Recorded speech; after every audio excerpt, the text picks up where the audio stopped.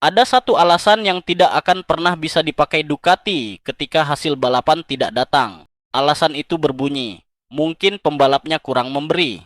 Kru kepala Marc Marquez baru saja menutup pintu itu rapat-rapat lewat wawancara yang terbit 28 Juli, persis di tengah musim yang terbelah dua bagi sang juara bertahan. Bahu kanan yang belum sepenuhnya pulih, dua balapan yang terlewat, dan tiga kemenangan dari 4 balapan terakhir. Namun yang dibongkar Marco Rigamonti bukan cedera itu. Yang dia bongkar adalah keunggulan asli pembalapnya, dan itu ternyata bukan keberaniannya di atas motor. Bobot pengakuan ini datang dari siapa yang mengucapkannya.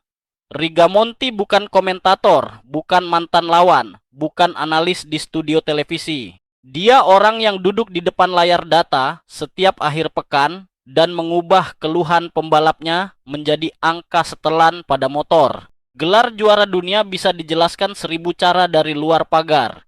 Cara seorang pembalap bekerja hanya bisa dijelaskan oleh orang yang menerima pekerjaan itu mentah-mentah, sesi demi sesi, sepanjang musim. Dan versi Rigamonti bertabrakan keras dengan versi yang selama ini dipercaya publik. Versi publik sudah terlalu sering diputar. Marquez menang karena bakat mentah, karena siku yang menyapu aspal, karena refleks menyelamatkan motor yang sudah setengah jatuh, karena keberanian yang sulit dijelaskan akal sehat. Itu bagian yang paling enak kita tonton, dan itu bagian yang paling mudah dijual. Masalahnya, penjelasan itu tidak pernah sanggup menjawab satu pertanyaan yang sudah lama hidup di paddock. Kenapa pembalap lain dengan motor yang sama tidak pernah menghasilkan arah pengembangan sekuat itu? Rigamonti memulai jawabannya dari sesuatu yang terdengar seperti pujian basa-basi, usaha. Kata yang biasanya dipakai untuk menutup wawancara, bukan untuk membuka analisis teknis. Padahal di MotoGP, usaha bukan kata pemanis. Usaha adalah variabel yang terbaca di data di waktu per sektor, di konsistensi lap saat ban sudah habis.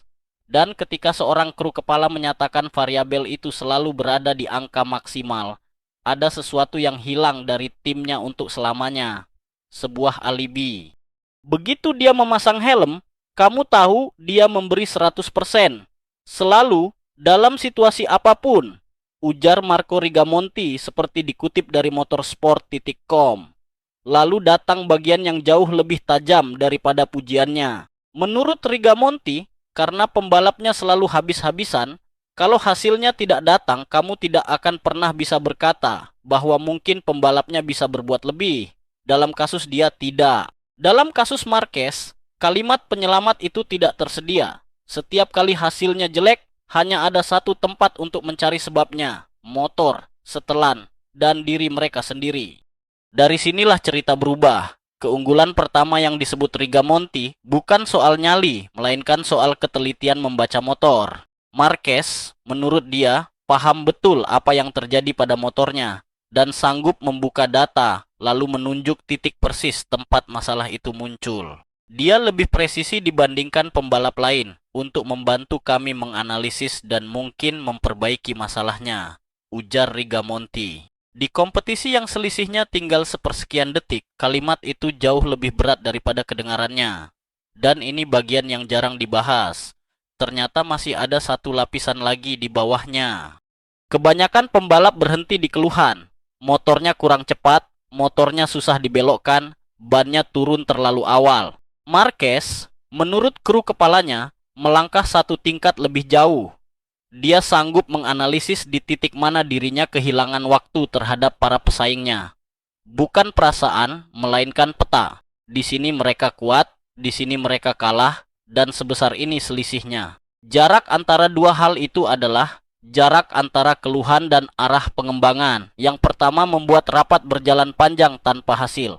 Yang kedua membuat pabrikan tahu persis apa yang harus dibawa ke seri berikutnya. Dan di musim 2026, arah itu punya sasaran yang sangat jelas.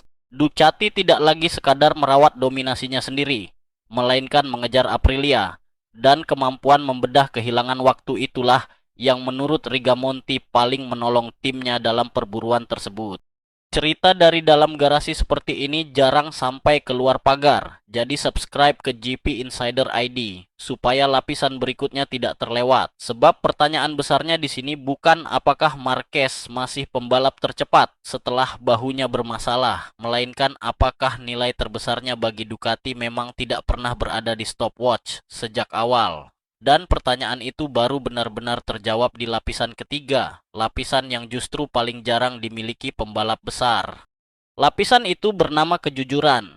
Rigamonti bercerita bahwa ketika performa hilang di sebuah tikungan karena kondisi fisiknya, pembalapnya tidak menyembunyikan penyebabnya. Kalau hilangnya performa di beberapa tikungan berkaitan dengan kondisi fisiknya, dia jujur dan berkata bahwa dia tidak sedang membalap dengan cara yang benar, ujar Rigamonti. Kalimat itu perlu dibaca pelan-pelan.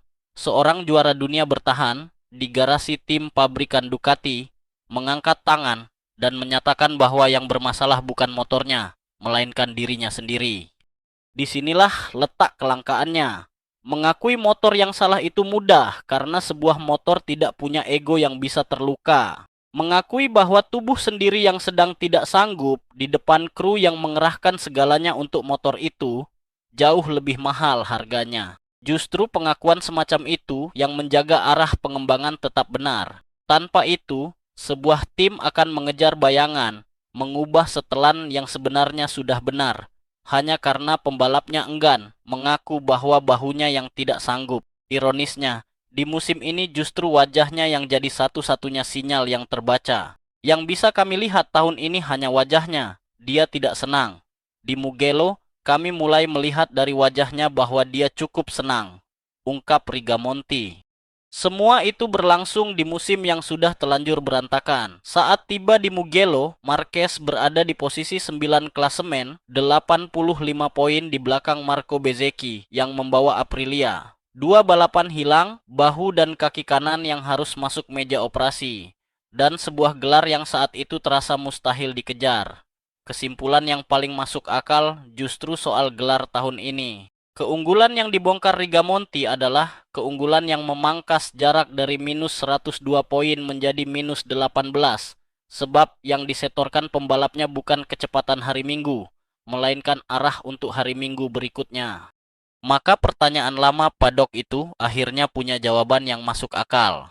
Pembalap lain dengan motor yang sama tidak pernah menghasilkan arah pengembangan sekuat itu bukan karena mereka kurang cepat, melainkan karena presisi dan kejujuran tidak pernah bisa dilatih di sesi tes.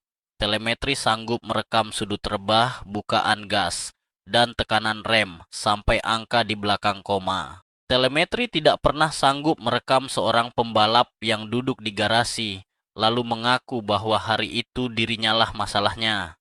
Yang membuat Marc Marquez berbeda bukan keberaniannya menantang batas motor, melainkan kesediaannya mengaku kalah pada batas dirinya sendiri, tepat di depan orang-orang yang paling berhak kecewa mendengarnya.